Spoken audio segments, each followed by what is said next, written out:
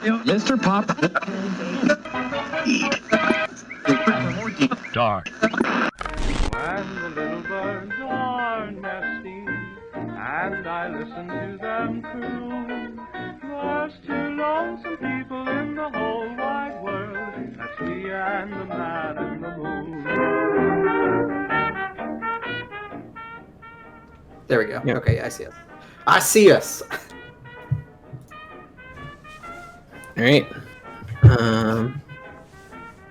Did you write an intro or outro for this, Dan? I didn't even look. Oh, I sure did. I'm sure. Hello, everybody, and welcome to Miskatonic University Radio, podcast exploring fantasy like games as Arkham Horror, the card game. I'm Dane. I'm Dan. I'm Ben. And today we've got an exclusive, I guess semi-spoiled card to fully spoil with you.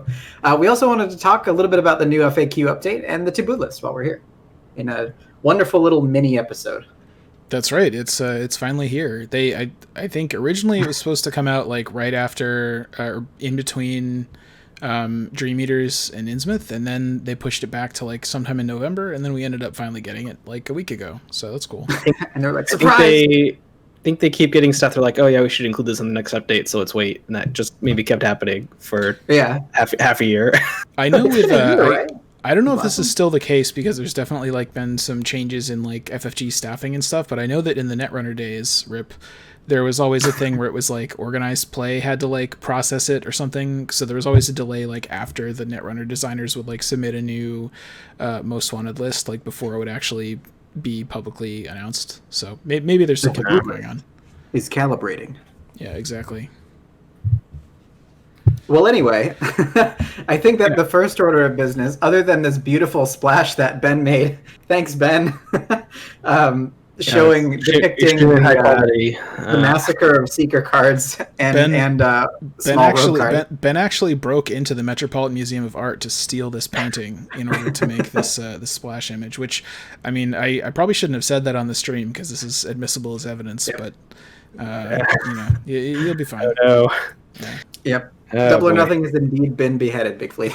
Yeah. Well, we'll get to that. I think first we're gonna do the reveal of the Mariner's Compass, which, as Dave mentioned, had been partially spoiled already, and I think a lot of folks. Don't we don't want to try to milk this a little bit more and like try to get to 100 viewers or something before we crash it off? Or, no. Okay. I mean, the card was like mostly spoiled in the preview article, and I think.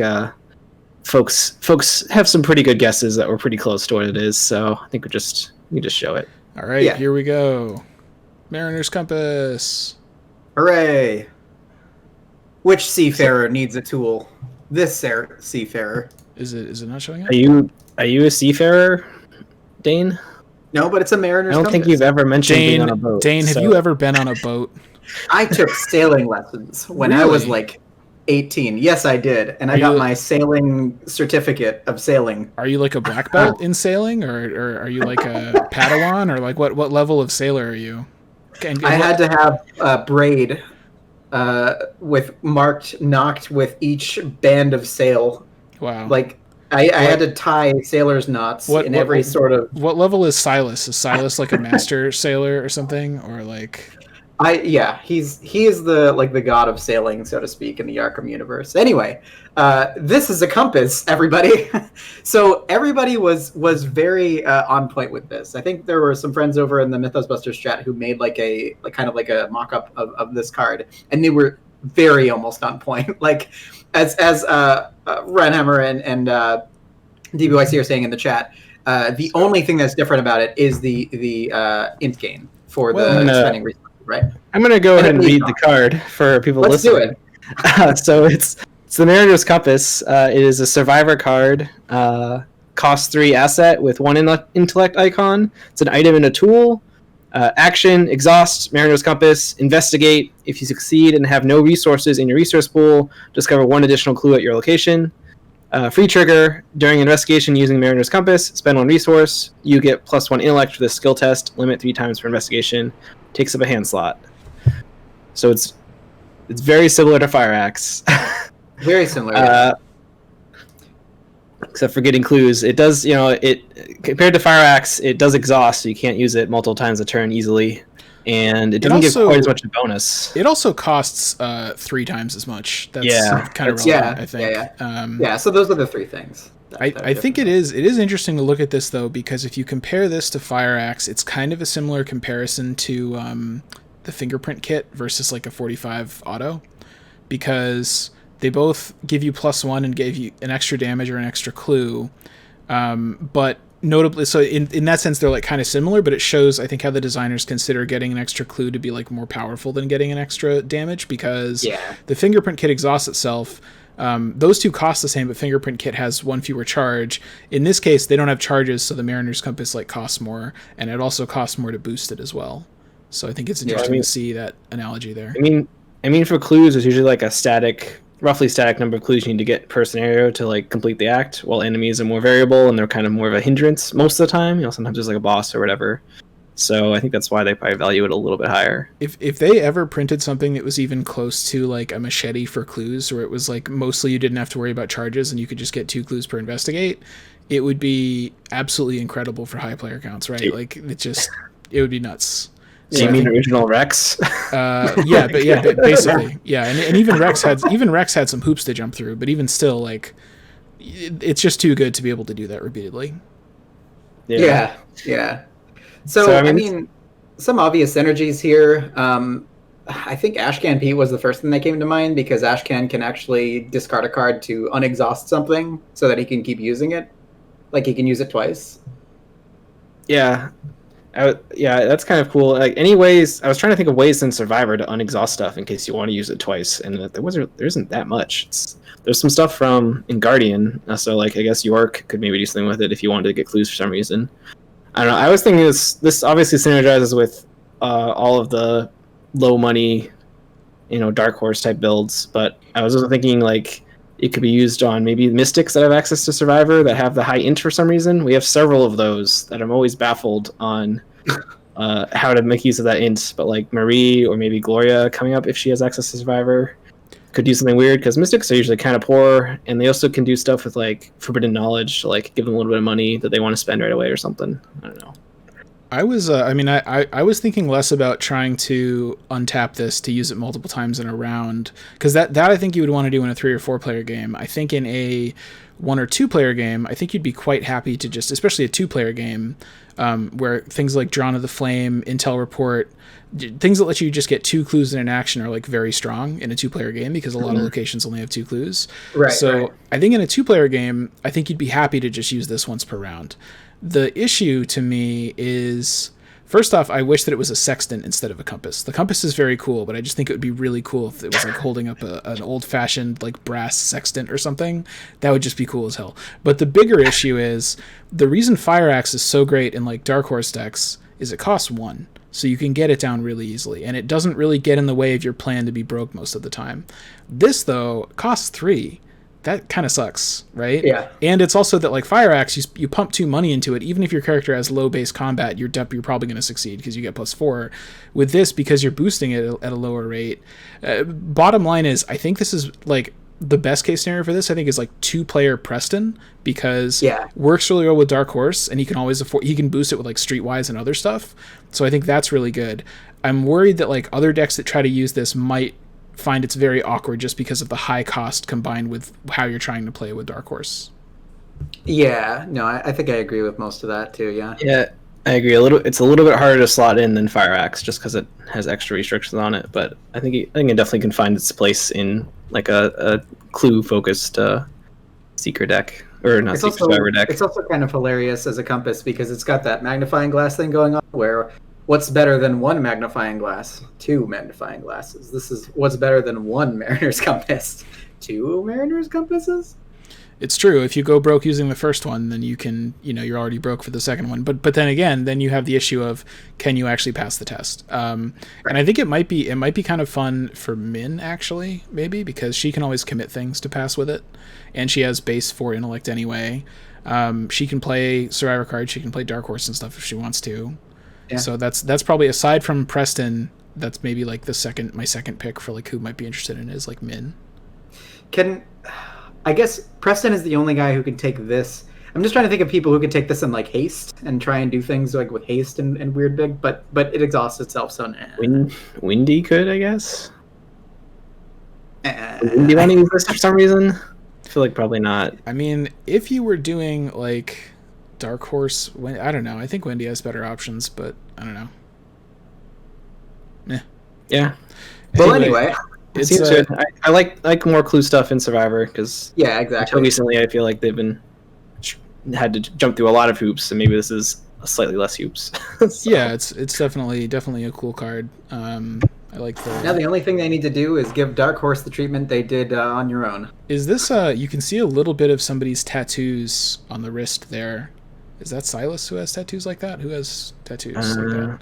Silas has tattoos. I don't remember if he has them on his arms or not. He probably does.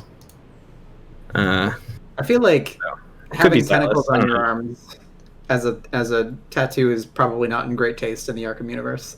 I don't know. Actually, the hand is like really smooth, and like I imagine Silas has like really rough hands from like doing sailor stuff all the time. Might be Wendy. I don't know. But all right. Well, that's the preview for In Too Deep. Coming out a couple weeks probably. Who knows?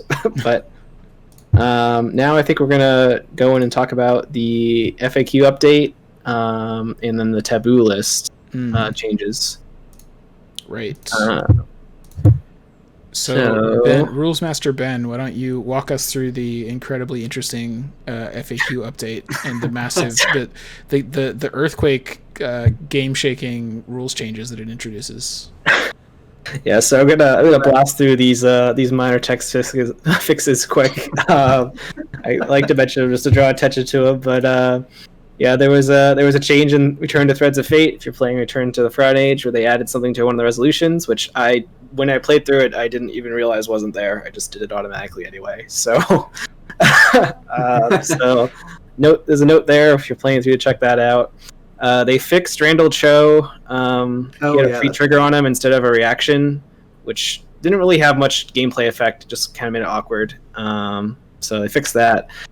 They changed Amanda Sharp slightly to make her reaction a forced effect, which I think most of the time we might have played it as forced effect anyway. So her reaction, it's written as a reaction right now that you can commit the card underneath her to every test eligible, but now it's forced that you have to commit it to every text eligible, which makes her weakness slightly scarier. Yeah, Ben pointed out that I mean, like previously you just didn't even have to get the -1 from committing her signature weakness. Like the only thing it really did was prevent you from having a better card under her.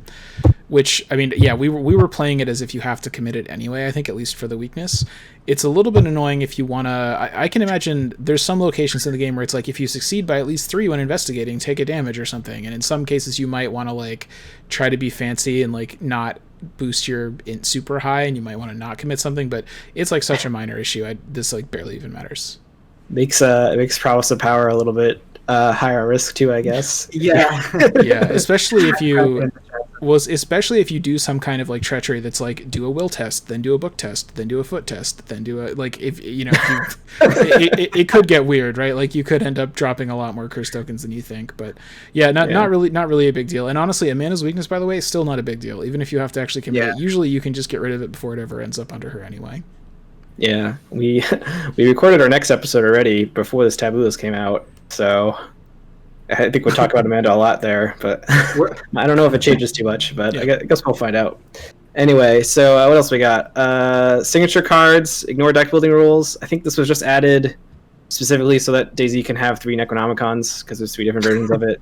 Because why would you want less than 3? Yeah, I mean, that's extremely dangerous. I recommend against it on principle, but I guess that's allowed. It's just clarified that you can do that. You need 1 copy to highlight passages in, to take notes in.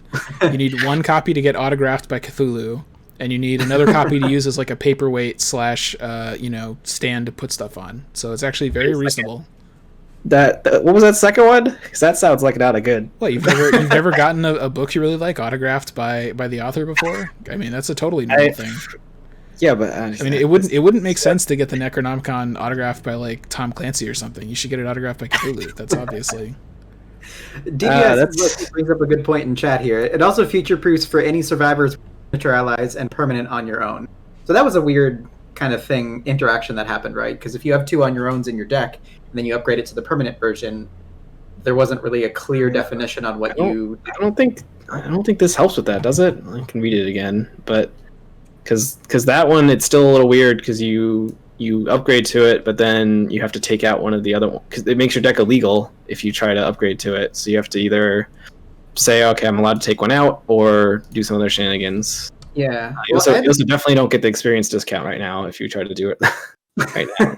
I had this weird issue for like Streetwise and higher education stuff, but yeah, that's where I had my issue. I was upgrading a Preston deck with like the two level 0 Streetwises into a level 3, and then it just didn't do anything. Like it just acted as if it was totally okay for me to have all 3 of them in there. It didn't say like too many copies of a card or whatever. So, but yeah.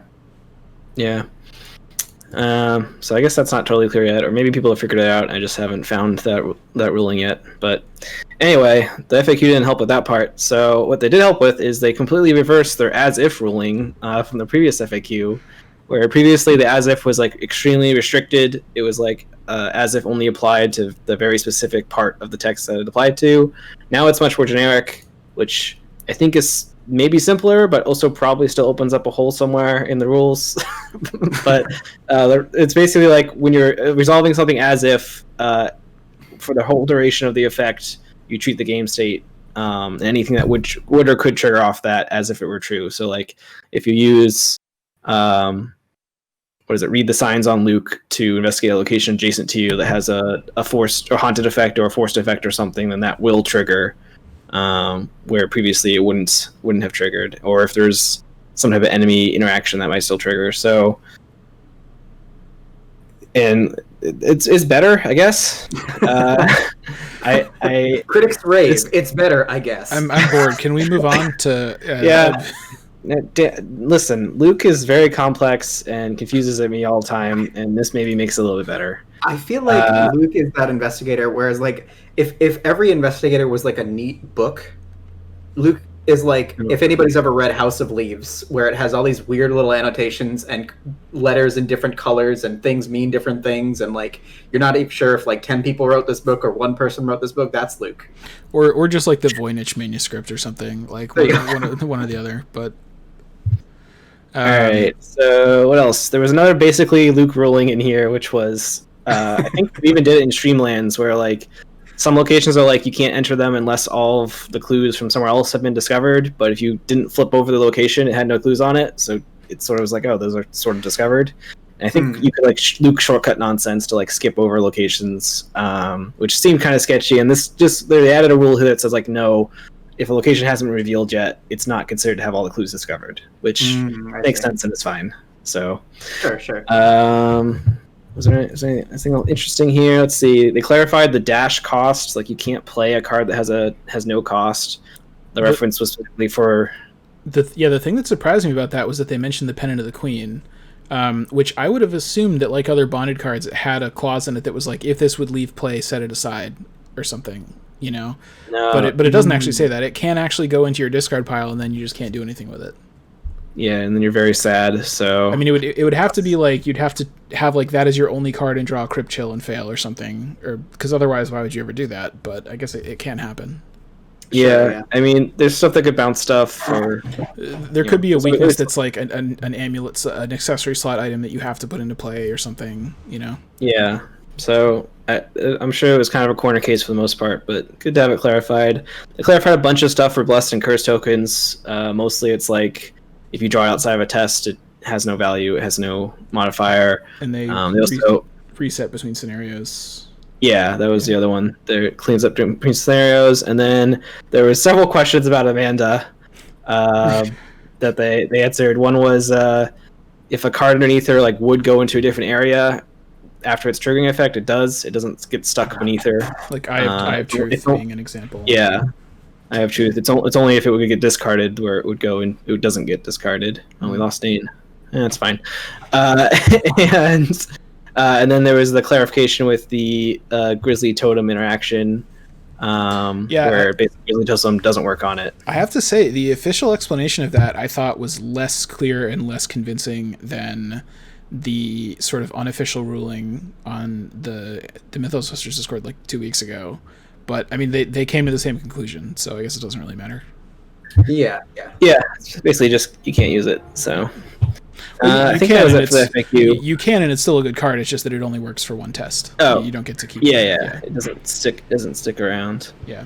Well, I think that was all for the exciting minor text fixes in the FAQ. We always love to go through them all. Oh yeah, always fascinating. If only It's there bring were attention more. to them. It's really Dan the most wonderful time of the year. He's pretending that he's not having any fun right now, but he loves all this stuff. He lives for it. Anyway, let's move on to the what I think everyone is calling this the Seeker Apocalypse. We got a taboo list. We got a lot of changes. People have a really weird idea of what the word apocalypse means. That's a preview of my take on this. But so why don't let's go through the stuff that's changed in the taboo list and see if we think it's justified or not, or if it'll matter or whatnot. Here we go. Before we get to the horrible Seeker nerfs, we got a couple things that became lower cost. Yay. So Machete is now 1 experience extra instead of 2. Mm-hmm. So, which is fine. There's a lot more options now for guardian weapons at level 0, or even just low level weapons. So this makes sense. Yeah. I think it'll. I think it'll definitely see more play in like solo now than it did, before this. But yeah, there are other options.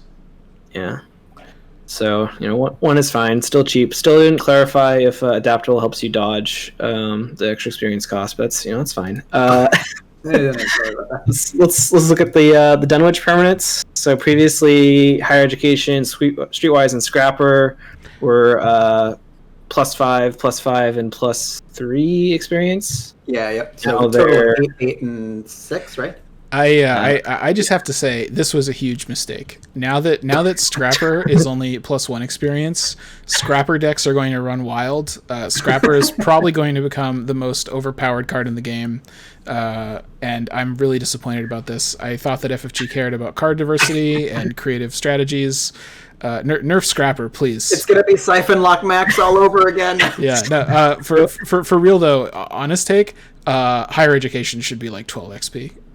It's 6 now, right? Yep. It used to be 8. Now it's 6. That's fine. I was very happy to see Streetwise at +3 because that is like kind of a need for like my Preston deck, and I want Preston to work, and I don't want to have to sink 8 experience into it. So 6 experience, I'll take it.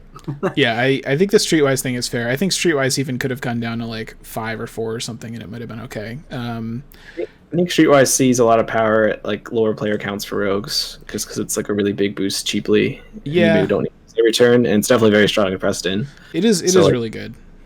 Having it at 5-6 experience, I think makes sense. Higher Education is still very good. There's still a lot of, even with all the other Seeker nerfs, there's still a lot of ways to make a lot of money on a Seeker and still be able to pump money into Higher Education. It's still a really good card. So at 6 experience, maybe you still think about it because maybe there's other cool stuff you want to play with. But we'll see. We'll see. Maybe they'll bump it back up. Maybe they'll lower it more. Who knows?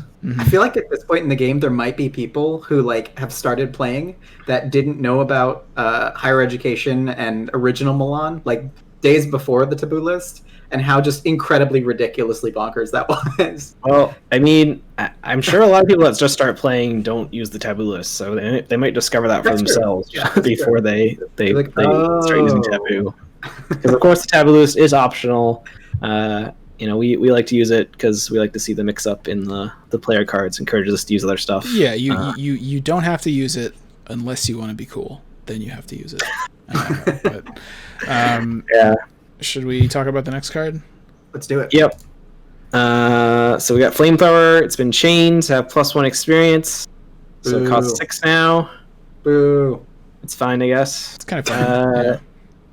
I guess it is a very strong card. It's a little bit balanced out just because it has a cost and it takes up a lot of slots. Yeah. But it's still pretty strong. Also, you have to do it to something you're engaged with, which is also kind of a big. I'm still on deterrent team for some. Flamethrower is usually kind of overrated. Like, it is a very good card, but I think it's fine at 5 or 6 XP, whatever. Like, it's fine. I think in higher player counts, or like if you're facing like swarms or something, then it can definitely be pretty good. Swarms with like 4 health each. Well, it's not 4 health each. It's like a swarm with like, you know, each has 2 health, or a bunch that have 1 health or something. Like it gives you a lot of action compression there. But yeah, it's fine. I don't know. Maybe it'll stick. Maybe it won't. Yeah. I'm still comfortable paying 6 for it, so Yeah. And you know, as a reminder, extra experience cost doesn't actually affect the level of any of this stuff. So like, you know, Machete is still level 0 for anyone that can take level 0 guarding cards. Flamethrower is still level 5. It doesn't make it level 6, so then nobody can take it or something. So yeah. Here's my last take. They should have eroded it to take up 3 hand slots. That would have been a much cooler way to nerf it. Because think about it. Think about it. It's really heavy. Or they should have eroded it to take up like body, 2 hands, 2 arcane slots, and an accessory. And it's like a full suit, you know. It's counts as footwear. See, these are the kind of creative erratas that I understand why they don't want to do stuff like this, but I think it would be fun. Should we talk about so there's 2 particular classes that got kind of a whole suite of cards chains. Should we talk about those?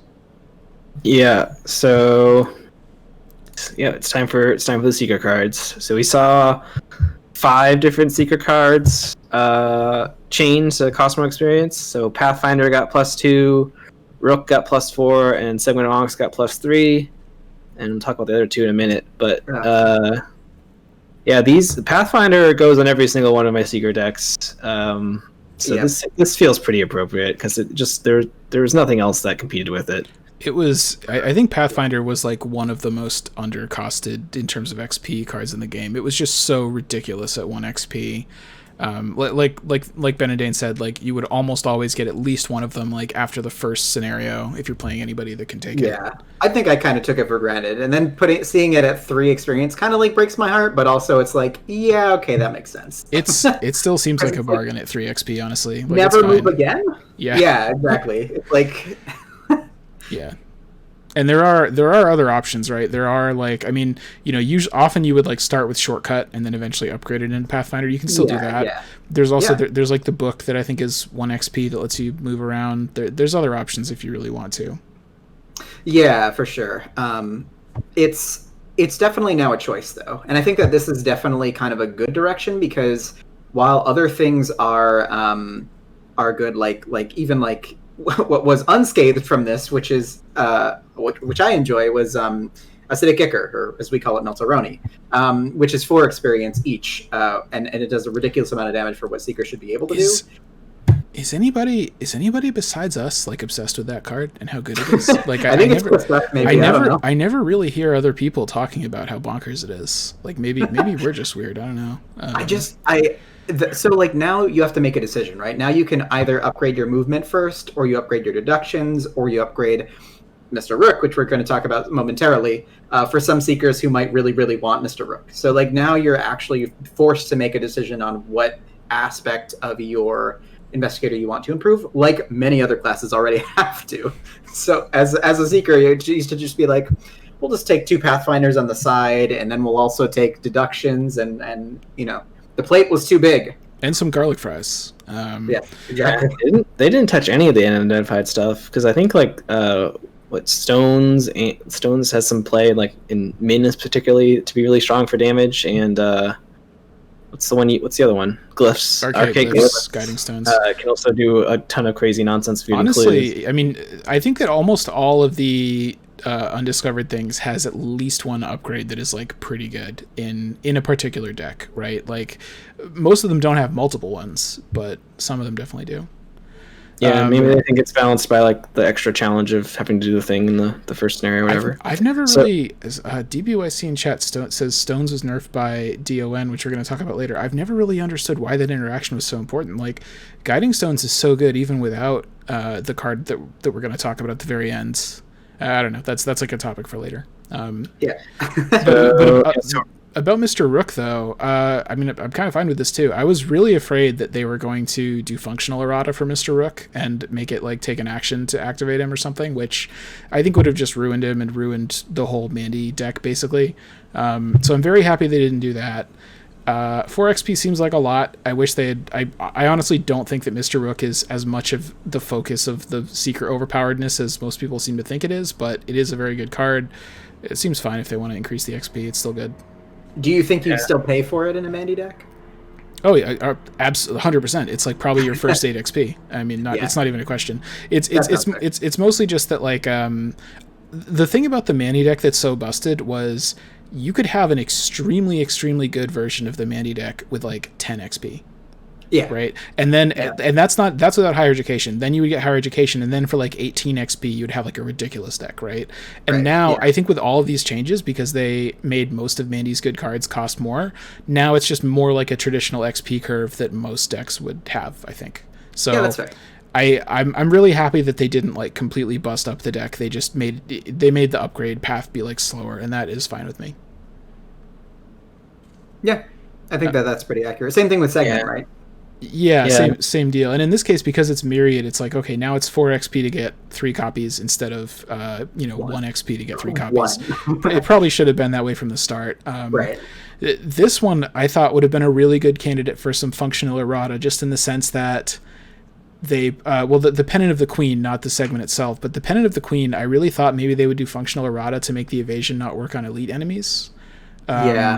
And maybe even to have it when you run out of charges on the pendant that the segments go into your discard pile instead of back in your deck, which is also kind of ridiculous. But I think they are, like we were joking earlier, they are pretty reluctant to do functional errata, and I understand why. That's fine. Yeah, exactly. Chat very much agrees with. Yeah, you can still do just some absolutely busted stuff with the pendant. It's still incredibly good. I kind of wish they had done like the non-elite functional errata, but I mean it's fine. It's I overall I'm happy with them being very conservative about doing functional errata to things.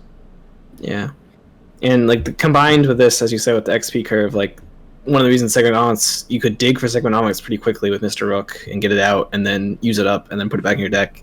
Dig for it with Mr. Rook. In one deck cycle, you could get multiple uses out of it. Like once you kind of got used to the rhythm of it, you would just, once you got 15 XP in your deck and you kind of knew how to do it, you would just basically be able to use the pendant every turn, or almost every turn. Yeah, and it was pretty ridiculous. Yeah. Yeah. So let's look at the other 2 secret cards that got chained. So Knowledge is Power got a +2 experience on it, and the level 5 Seeker Necronomicon from the Harvey deck got +3 experience on it. So Knowledge is Power, I was actually kind of surprised by. Like, I always thought Knowledge Power is like pretty strong, and I guess thinking back, like, yeah, it makes sense to have more experience because it is very good. I feel like maybe they added the experience cost specifically because of its interactions with certain high-level tomes like the Necronomicon. Well, and archaic glyphs. Don't forget. Yeah. So because it works on tomes and spells, it is great. It's like very good because it's like basically an extra action and a free charge to use a tome, which is very strong. I mostly used it in Luke because it's an event and lets him do nonsense like using his spells in adjacent locations. That was honestly my favorite use of it too. I thought once I saw that deck, I thought it was hilarious in Luke.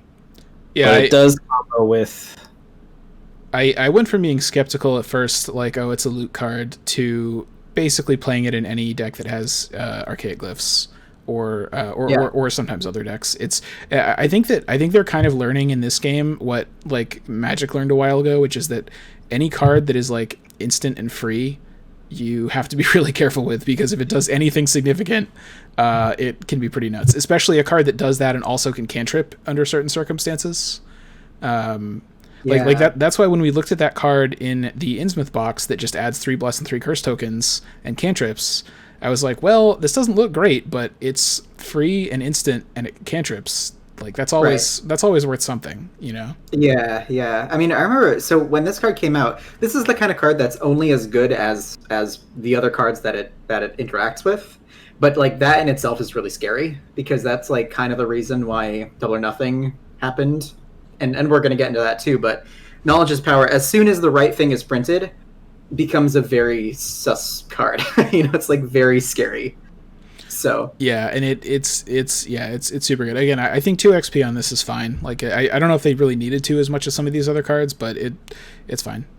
It's enough that makes you think about putting it in your deck, rather than just being like an auto include. And even in Luke, I'm going to probably upgrade to it first. Oh yeah, yeah. So for the Necronomicon, the Necronomicon, this is one. So there's between this and Knowledge is Power also being chained, and also there's a rogue card that got functional errata that we're going to talk about. That is also relevant here, but I mean, I don't know. I still kind of think maybe they should have just banned this one. I they mentioned in the write-up that like they're kind of still thinking about some of these things, like that they might, revisit some of these cards. So we'll see if that happens. Yeah. Some people were kind of upset about it because it literally just came out, and then people were like, "Oh, immediately Sleight of Hand it out or Knowledge is Power it, and then do ridiculous, crazy things with it." But I think that it's really tough to do a functional errata to it because it's just so specific and unique. There was a bunch of different interactions that are like I was talking in like Mythbusters or somewhere that we were like, oh, what are ways we could functionally errata this? And like oh, we could put this on it, but then this other ridiculous combo still works. And it's like, oh, we could put this on it, and then this combo still works. So It's like, you could either add a whole bunch of text to it, or we didn't know what to do with it. So it's a card that's fine. It's a card that's limited by like, oh, well, you're going to run out of secrets. But if you just have ways to keep recurring it, then that quickly, at that point, there's like no limits on what you can do with it. I mean, right? They even like the really simple, like the ally they included in the pack lets you recur it. The one that lets you swap out a Tobe or whatnot. But there's a bunch of other ways to recur it. Yeah. Other ways to get secrets. Some investigators can swap stuff out. I don't know. There's so many ways to get a lot of crazy uses out of it, and the abilities on it are very powerful. I think they didn't ban it because it came out like a month or two ago, and they didn't want to immediately ban a card that had just come out. So I wouldn't be surprised if we see this get banned later. I mean, I think they add extra experience to try to discourage people from using it constantly. So if just that discourages people enough, that's what nerfs. Maybe it's fine. That's what I'm expecting in the update Taboo List in a couple months is ban Necronomicon and Omnath. That's what I'm expecting most. No, but I think and honestly, it's a card that is like completely fair for 5 or 8 XP if you're just playing it in like a Harvey starter deck or something, and you're just doing normal stuff with it. Like it only really becomes busted if you're playing it with some specific other cards. So it's maybe a case where like if you know that you're not playing the super broken like solo seeker deck that can just do everything with this, then maybe, I mean, whatever, just feel free to like ignore this chaining if you know that you're not like using it for its kind of unintended purpose maybe. Yeah. All right. Well, that's it for the Seeker Apocalypse, where all these seem pretty fair because these were all extremely strong cards. Yeah. So everybody knew the Seekers were just ridiculous. So now, obviously, when we talk about the, I didn't even think about how to say this, the Rogue Struction. Yeah, that's how you say it, probably. Anyway, I was pretty bored, and I had to come with several names. Do you actually have to do anything at your job? And Jeremy, we're in a band. Do you ever actually have to do anything at your job, or are you do so, but we had many hours of pointless meetings today. That sounds terrible. That sounds awful. Yeah. I would hate that. So no, I was very productive. So yeah, we also got a bunch of rogue changes here. So let's take a look at them. And there was also like 2 cards that were actually improved functionally, but let's look at the rogue stuff first. So we got Quick Thinking got mutated again. Previously I think it was a max once per skill test. Now it has a max of once per round. So that really blocks like if you're doing any type of infinite recursion where you got to keep getting quick thinkings back in the same round, you can't continuously commit them. And because it's a max, that is like per card as well. So the most, even if you had 2 quick thinkings, you'll only be able to get 1 extra action out of them.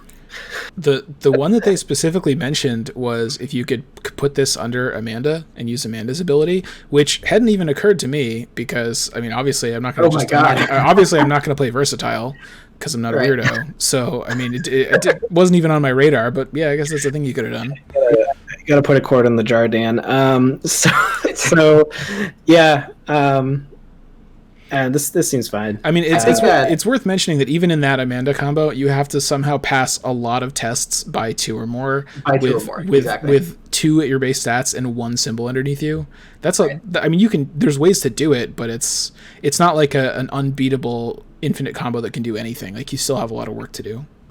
I think there are other infinite combo decks that were like you would reduce yourself. You would be able to cycle your deck fast enough within a turn with all those extra actions that you could just keep using it. And most of the rogue cards that we're going to talk about here are related to those combos, I think. Yeah, they definitely are. Everybody's ruining things for rogues. Yeah, they hate combos. They just don't want to see us combo. And you know what? I mean, the whole point of rogues is to break stuff by doing nonsense. So And then they do it. But then other classes do it, and then rogues can't have the thing because the other classes do it better. Stop, Andy. Stop taking all the cards. Yeah. Next card. So the next one's Sleight of Hand. This also got mutated again.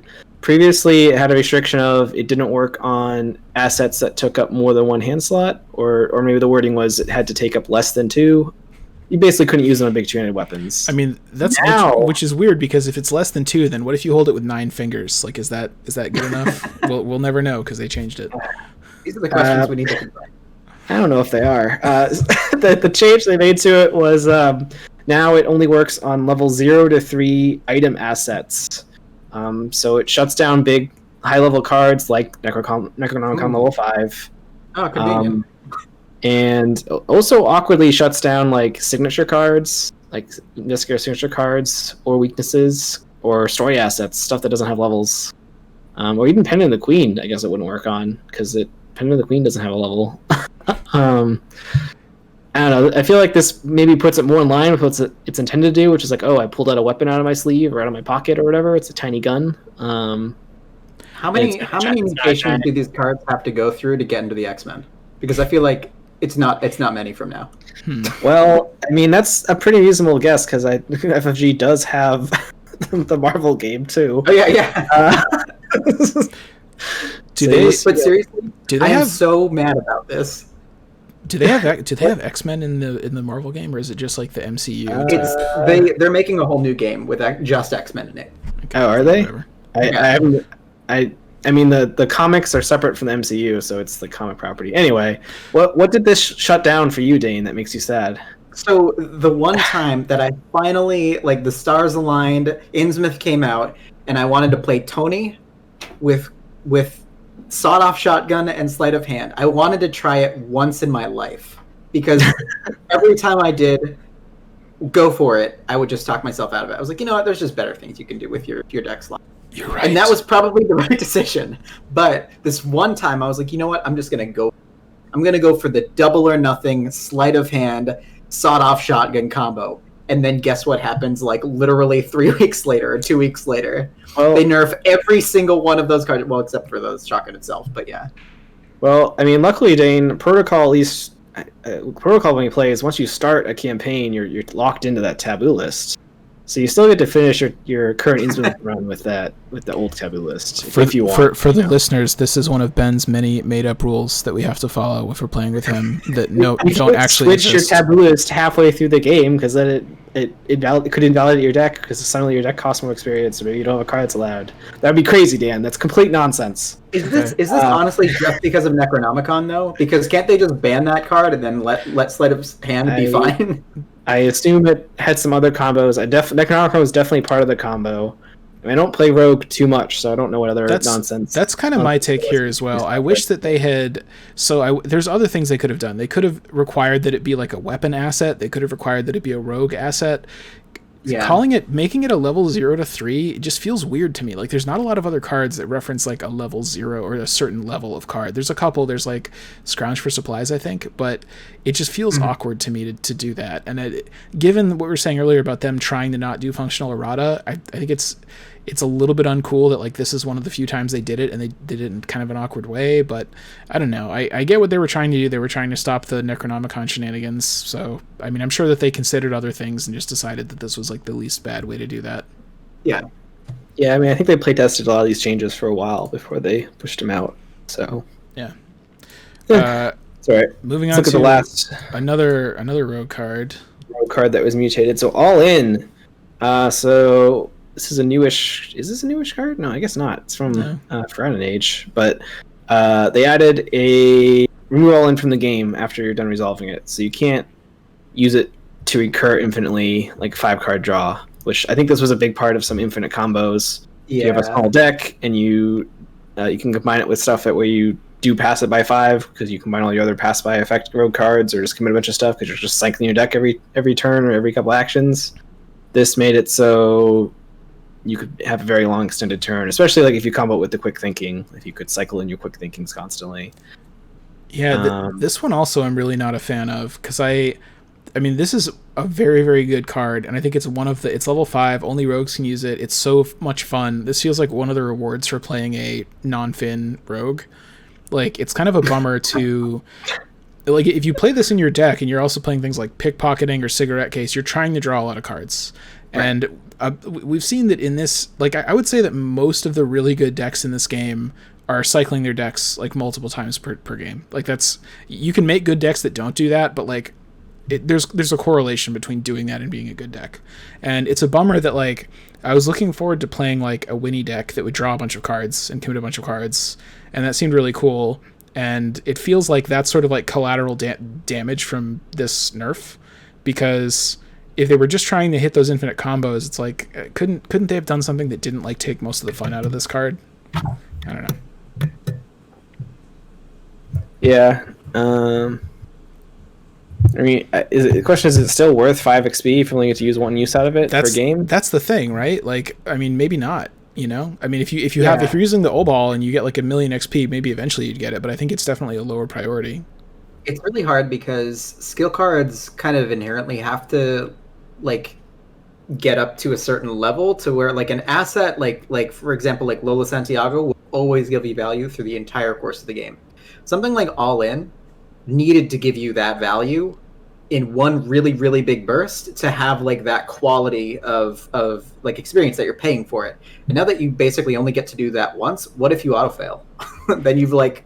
Right. And compare this to something like Cryptic Research, which is like draw 3 cards. I mean, this also gives you 2 symbols, but you also have to pass by a bunch for it to do anything.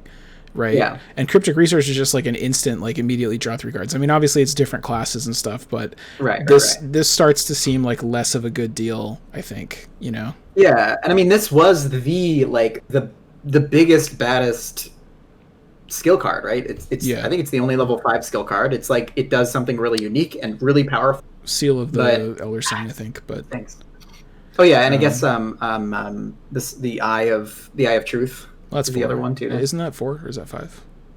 I don't know. I think it's 5. Yeah. But Seal of the Elder Sign is definitely 5. Yeah. But well, I am disappointed because I just remembered how great the art on this is, because it features a guy holding 2 guns running on top of a car with no driver. Yeah. They should have. I'm glad they didn't nerf the art by like making the guy smaller, turning the guns into like walkie-talkies. Making the car into like a tricycle or something. I'm glad they didn't do that. That would have been kind of like what do they always do to anime when there's guns? Like they just make people pointing their fingers instead or something. Well, or that Pokemon episode where they took out the like seizure-inducing whatever or something. You know, don't do that to this card. It's too beautiful. I'm glad they didn't. Yeah, it will forever live in our hearts, and maybe in a playmat. If anybody ever hears this from FFG, you can playmat. We keep wanting playmats, but they don't print playmats for this game. The last ones they printed were the Santa ones, like 3 years ago. Oh, Christmas Cthulhu. Again, listeners, if you have one of those Santa playmats and you would like to sell it to me, contact comments at MUR.fm. Let's negotiate. Let's make a deal. No, why do you want that playmat so much? I feel so stupid for not buying it. I just feel like it would have been so on brand for me to have bought it and then used it forever. And I was so stupid I was a poor graduate student, but that's no excuse. I still should have bought it. No, for real, we might have to open up another jar for mentioning playmats, because there will never be more playmats, as Ben said. Let's move on to some of the weirder stuff that happened with this Taboo List, though. Yeah. So there was a couple of cards that actually improved with the Mutated. They didn't nerf them, they were buffs. So Scroll of Secrets, both the I've forgotten the name of the hybrid version card, the gold card, and the Seeker and the Mystic versions. The multi-class cards? Yeah, multi-class. Wasn't there a fancier name? Maybe not. They changed the ability from being an action to being a free trigger, and the ability in all of them is something to do with deck manipulation, either the investigator deck or the encounter deck, and depending which branch it is, it hits more cards or hits the top or the bottom. But so I guess this moves this from completely unusable except to maybe I consider putting in a deck. Particularly with like Gloria coming out, I think she's going to be doing encounter manipulation stuff, right? I mean, if we don't know it gets it to the point where like if you have some kind of synergy with items and you have an open hand slot, and like there are reasons that you might eventually take this, which before there was just like no reason to ever play it. Yeah, because the thing that's unfortunate is that so you can basically draw cards with this, right? Because you can look at like the bottom three or whatever. You can add one to your hand with the Seeker version. With the Mystic version, you can look at the bottom or the top, and it says add to its owner's hand. What's annoying is that doesn't trigger draw effects. So like you can't trigger that to do like Harvey's ability. You can't use it during your turn and get an extra card. So and it never mattered before because this was a bad card anyway. But now that it's like, you know, potentially it could be a way to trigger effects like that, it's unfortunate that it doesn't actually use the word draw. Yeah, well, it uses look, that's what Gloria uses, right? I don't remember. Wasn't there something that uses look specifically that came out recently? Gloria. I thought it was Gloria. Like her effect triggers off looking, I think, which is like a lot of the stuff that likes to look at the encounter deck uses the word look, and this is something that I think maybe she considered using it now. I guess Lola could use it more easily now too, because she can like bounce between it, use it, and bounce back or something. Lola can use both versions. Yeah. I don't know. Well, the immediate synergy right now, I think, is with Norman, because he can take a card from the bottom of his deck, put it on top, and then benefit from his ability. But the issue is that he has those 5 slots, and he is the only investigator in the game, I think, that is accosted by having to have the Scroll of Secrets, which is both Seeker and Mystic, take up one of his 5 level 0 Mystic slots. Yeah, because he doesn't have the word other on him, even though every single other one does or something. So that's like really bad. You can get the level 3 Mystic one though, and it's kind of fine. But I don't know if I'd pay 3 experience for that. I don't really. I haven't played Norman enough. I played him once and I loved playing him, but I'm not sure if I would pay 3 experience. It's definitely nice on Norman because it is a cost 1, so when it does get on the top of your deck, you can just play it for free. And then you like being able to manipulate your deck as Norman to like get cards you want to play out for cheap or I guess my solution to that was Mr. Rook, but now this might be a cheaper option. Yeah, that's a good point. I think Norman is definitely a good pick for this. I think for most investigators though, the main obstacle is still just that hand slots are precious, right? Yeah. Yeah, no, I agree there. Should we move on? All right. Yeah, let's take a look at the 35 Winchester. So this was mutated. The ability on it now. So as a reminder for everyone that has never used the Winchester, it's a 4 cost asset. It's a 4 cost asset for Guardians. Takes up 2 hand slots. Has 5 ammo on it, and the action on it before was spend an ammo fight. You get +2 combat, and I think it was if a 0. Elder Sign or +1 is revealed during the attack, that gains +2 damage. Now it's if the Chaos Token with a non-negative modifier is revealed during this attack, this deals +2 damage, which is definitely a big improvement. So non-negative modifier. So like, suppose the skull has the effect is +0. That is a modifier, right? Right. Does a bless token count as a token with a non-negative modifier? Yeah, because it's a +2 modifier. Even something like if a chaos, like if the skull was generally modified, if it still was at 0 for whatever reason, it would still technically count as a non-negative modifier. And for like specifically for Jim, which I thought this already worked on Jim. I think I misread it before because he treats skulls as 0s. That means like skulls are always 0s for him. So I think in an article I specifically called it like Jim and maybe Mary. Think about using this, like especially because Jim has access to they both have access to token manipulation, so you can maybe more easily dig for a bless token or a skull or whatever token you need to try to trigger it and maybe get the +3 damage a little bit more consistently. So definitely makes it more usable, I think. Do you guys want to hear my slogan for this card? All right. Let's hear it. Arkham is a cinch if you've got the winch.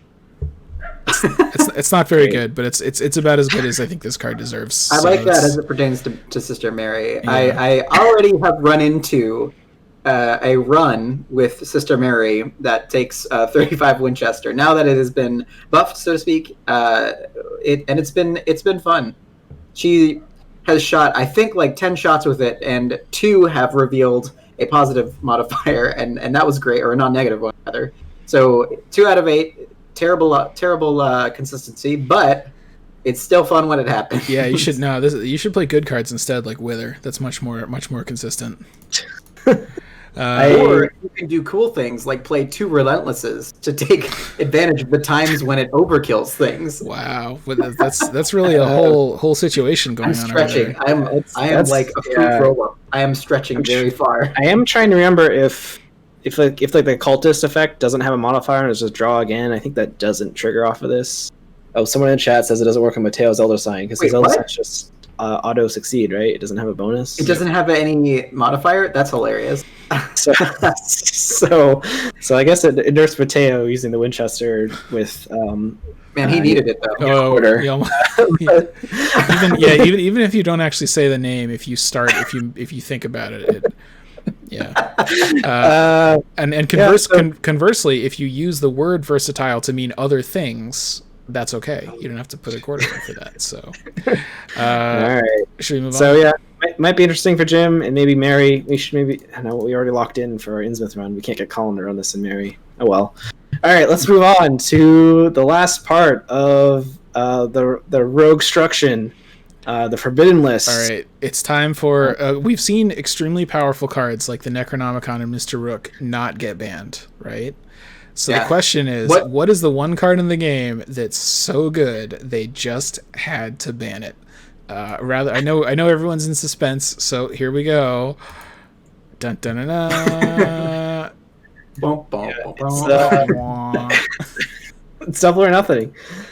So no, it's just nothing now. There's no double anymore. It's just straight up nothing. So double nothing has been forbidden, which is using taboo. You cannot use it anymore. So I mean, the reason this was banned is specifically because you can do some really degenerate combos with it, but only if you like build towards it. So like if you, I think there's like 2 main uses. If you can get the baseline test down to 0, you can then play this to double it with no consequences, basically. Or if you have a way to automatically succeed the test, like 3 aces or maybe a Mateo effect or something like that, then you can commit with no repercussions. And that could lead to some crazy degenerate stuff. I know I used it in at least one blob with like a shotgun to do some sort of amount of damage in one attack, and it was great. And that's why it was banned, because you could do some really crazy nonsense with it. I think someone was meant the reason like it works with stones is because you could use it to double or nothing a stones test, and then succeed with like 3 aces or something to get like a billion secrets on stones. Yeah. Dan doesn't seem impressed. What do you think? Well, I mean, I've never been a huge fan of this card, but by that same token, I think it's kind of crazy to ban it. Like, this is a card that can do really degenerate things that are usually pretty win more if you build your whole deck around it. That's not the kind of card that they should ban. You know, like, this card by itself is, like, pretty bad. It's really only good in very specific situations that you can build your whole deck towards. Like, that's the kind of thing that is fine if people want to do it, you know? Yeah. Quote somebody using in chat is it you play double nothing when using it as like you're definitely going to succeed, or it's just because even 3 aces, like, oh, you have this and 3 aces, that's 4 cards. If you commit 4 cards to something, you should be able to do whatever you want.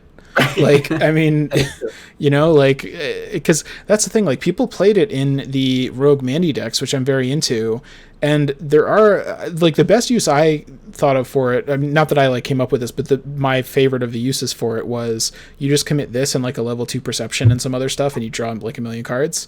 If you're using this with, like, Guiding Stones, if you're doubling the test difficulty, that, like, kind of cancels out getting double the clues. Like, you could just commit, like, an Eye of Truth, and it would be, like, about as good, you know? Right. Oh, someone in chat mentions I was wrong. I guess 3 aces is not what combos with this. I thought there was something that comboed with the stones though to get you a billion secrets. Because 3 aces makes it an auto succeed, which I guess makes the test difficulty considered 0. No, hang on. It's not the shroud, isn't it? Yeah. The thing where you get secrets on it is the shroud. Like you wouldn't use any of these cards with that. Okay. Because like this, even if you use this with the ancient stones, it would double the difficulty of the test, but not the shroud. It's the same reason that like drawing thin doesn't work with it. No, but wouldn't it record like double the amount of secrets though? It's not the amount you succeed by. It's record the difficulty of the skill test. Oh really? I thought it was the shroud. Yeah. Oh yeah, that is kind of busted. If you're specifically playing ancient stones. Yeah. But so guess what's not busted anymore? Ancient stones, because Double or Nothing is dead. Well, so in that case, in that case, Ben lied to me, and drawing thin does work with the stones, right? I don't remember. Whatever. Drawing thin is like very weird in its timing. And it interacts weirdly with like all their effects for some reason. Like it doesn't carry over. It carries over in Live and Learn, but spending money doesn't carry in Live and Learn. I don't know. I don't remember all those months I could have played Double or Nothing and drawing thin. I think that's like kind of like my take on this is like I was never a huge fan of this card. I always thought that people kind of overrated it, but I think that for people that were big fans of rogues and rogue decks, this was one of the like signature cards that they thought was really fun, that they loved doing crazy stuff with. And I think it's kind of a bummer that has been banned now, because at worst, the most you could do with this card was build your whole deck around doing one ridiculous huge shotgun blast and like killing a boss in one hit, which is like there's a lot crazier things you can do in this game than that, you know? Yeah, but I think though it is even like the fact that rogues can use it, and because it's like a rogue card, with rogues using it, it's banned. It's a rogue card, but because other classes can use it really easily, it probably got banned, because Mandy can like do ridiculous things with it. Stop ruining other people's classes, Mandy. God damn it. But it's just weird that they didn't like. They could have like tabooed it up to like 5 XP. They could have given it functional errata that like you can only play it if you're a rogue or something. Like that's what I wanted. They could have done other things to it, but I mean whatever. Like I think that maybe they'll eventually unban it. You can always just ignore the taboo list. Like, there's absolutely nothing stopping you and your play group from saying, we're going to play taboo, except we're going to ignore the fact that Double or Nothing is banned. Like, do whatever you want. So yeah, no, somebody in chat also says they did explain why they didn't chain it more. It's just a really, really hard card to handle, because it's like, it's just so polarizing. It's a very binary effect, and it's really tough to balance something like that. I just think that in terms of like a card that if you have it in your deck, it makes the game easier. Like drawing thin is like a more powerful card than this. If they're both at level 0, right? Yeah. So Matt, MJ or Matt, whatever he's going by now, he's goes out of his way to mention that he will not show up at your house and tear up your cards if you try to play which is exactly what he would say if he was going to come to your house and tear up your cards, but he didn't want you to be aware of it and try to stop him. So keep that in mind. Did you ever know that there were cockroaches on this card? I am literally noticing that for the first time. Are those cockroaches or like, oh yeah, they are. They're little cockroaches. Because it's spooky. Why are there cockroaches on this card? When I blow up these cards for these slideshows, I see a lot more details I didn't notice before. I'm like, oh yeah, it's cockroaches. It's spooky. Isn't that like sadly like ironic though that we're discovering being laid to rest in the Forbidden Zone? Yeah, but yeah. All right. Well, that's it for the taboo list. By the way, before we totally set aside the taboo list, I just want to point out to anyone, like, again, anyone who was like sort of like, oh, the good secret decks are dead, like, this was a very gentle nerf. Like, what they basically did was they made the really good Mandy deck cost like 15 more XP, I think, ish. Yeah, that's fine. Like, it already costs so little XP. Like, you can't do. I should mention the kind of like solo Necronomicon based deck that's kind of absurd that you can like solo the entire game with very easily. That version of it, because of like the Necronomicon change and Sleight of Hand and stuff, that version of it is legit. I think harder now is worse. Yeah, but just kind of like Mandy generally being one of if not the best investigators in the game, very much still in effect. Like, that has not changed. But I think that for that reason though, a lot of the this like was kind of a sad thing, like losing Double or Nothing and a lot of the rogue cards getting nerfed is not again because of rogues. It's because of other classes like Manny. It is really funny that like Jenny and Tony got nerfed worse than like Manny. I know. What like the hell, man? that's incredibly funny to me, I have to say. But hey, look, somebody has to get the clues. You know, you can play whatever you want and fart around and commit cards and try to do some kind of nonsense. Someone has to get the clues so we can actually win, right? You know, we're all on the same team. Cries in Winnie. Yeah. Well, anyway, everybody, thanks so much for joining us for the reveal. Can we go back to the reveal in the case that anybody can just like slide back up to the first slide while we talk about things? No. Why would we do that? With all that said, again, thanks for everybody for being here. I know that Farkham Nights Farkham Nights is this coming weekend. Farkhamtoberfest. Saturday. Yeah, so it's going to be a bunch of people running through the Circle Undone, the Iron Man. So good luck to everybody who's doing that. I unfortunately wasn't able to make it because I am moving across the country. so that's going to be an endeavor. Not all the way across the country. Some of us have actually done that. You're moving about halfway across the country, I would say. 60%. Isn't it like 70%? I used to think that Colorado was like up where Montana is, but that it's like next to Arizona. I think you're getting a good 60% of the way across the country. Well, that's fair. That's fair. But anyway, how do you all guys feel about the new Taboo List? I wish I could say I'd miss Double or Nothing more, but I honestly never really played with it. So, and not because I didn't want to, just because like that wasn't really the natural thing that would fit my decks. But if anybody has any specific thoughts on them, contact us on Facebook, Reddit, wherever you guys listen to podcasts, or email us at comments@mur.fm. If you'd like to help support us, keep doing cool things, consider subscribing to our Patreon. Otherwise, thanks for listening. Stay well, and we'll catch you next time. Bye. Hey. See you guys. Should we have mentioned that we're like oh no, I guess we are sticking to the normal episode schedule, right? So we're pumping this out. Did you stop the stream? I don't know. No. We're pumping this out tomorrow, right? As a podcast, or maybe Saturday. I think yeah. And something like that. Maybe we're releasing the episode we recorded like last week, sometime after that. So. Yep. I was expecting this episode to be like 20 minutes, and it was actually an hour. So that's usually what happens. The macro mini episode. Yeah. Should we quit? Should we stop the stream? We should kill the stream. We should.